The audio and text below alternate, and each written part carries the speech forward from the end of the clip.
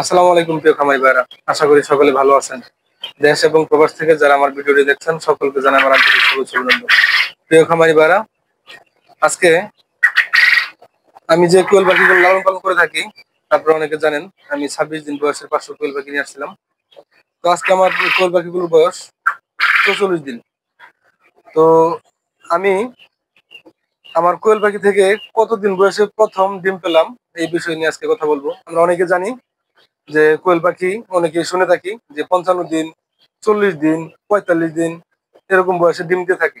তা আসলে প্র্যাকটিক্যালি আমি কতদিনে ডিম পেলাম, আমি কতদিন বয়সে প্রথম ডিম পেলাম সেই বিষয় নিয়ে আজকে কথা বলবো।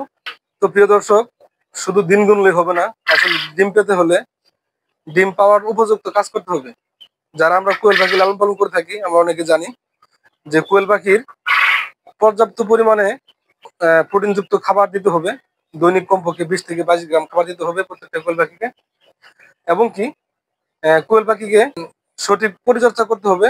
এবং কি কোয়েল পাখির ওজন বৃদ্ধি করাতে হবে তাড়াতাড়ি। যদি একটা কোয়েল পাখি 40 দিন এবং 45 দিন বয়সে 110 গ্রাম 20 গ্রাম ওজন হয়, তাহলে একটা কোয়েল পাখি 40-42 দিনে ডিম দেয়। আসলে মূলত এই যে দেখতেছেন, এই যে আমার কোয়েল পাখিগুলো, এই যে কোয়েল পাখিগুলো, এই যে পাখিটা মানে প্রায় সবগুলা পাখি কিন্তু আমার 110 গ্রামের উপরে, আলহামদুলিল্লাহ।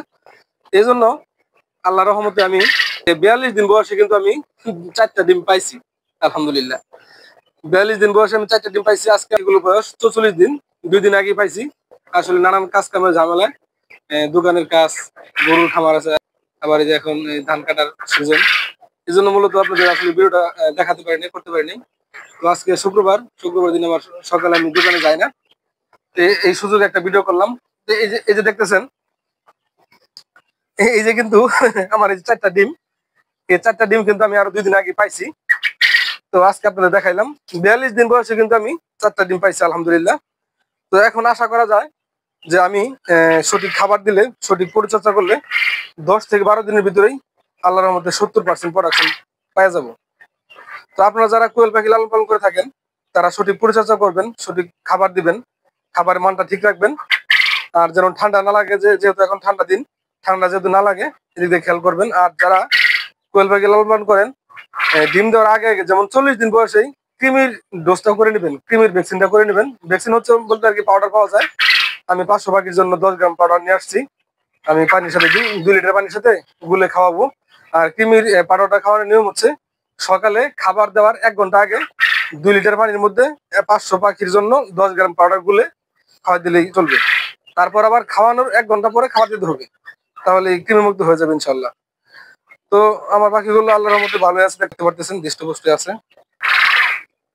তো প্রিয় খামারি ভাইরা, আমি কিন্তু এর আগের ভিডিওতে বলছিলাম পাখি ডিমে আসা 2-3টা লক্ষণ আছে। 1 নম্বর লক্ষণ হচ্ছে পাখির ওজন 120 থেকে 30 গ্রাম হবে। 2 নম্বর লক্ষণ হচ্ছে নিচের ঠোঁটের চাইতে উপরের ঠোঁট একটু লম্বা হয়ে যাবে। তখন আপনি বুঝতে পারবেন যে আপনার পাখি 4-5 দিনের মধ্যে ডিমে চলে আসবে। তো আমার পাখিগুলো সবগুলো পাখিরই মোটামুটি উপরের ঠোঁট নিচের ঠোঁটের চাইতে একটু লম্বা হয়ে গেছে, ওজন মোটামুটি চলে আসছে। তো আমি আশা করি কিছুদিনের মধ্যে ফুল প্রোডাকশন পেয়ে যাব। তো দর্শক, আমি ছোট্ট খামারি, ছোট্ট গল্প আপনাদের সাথে শেয়ার করলাম।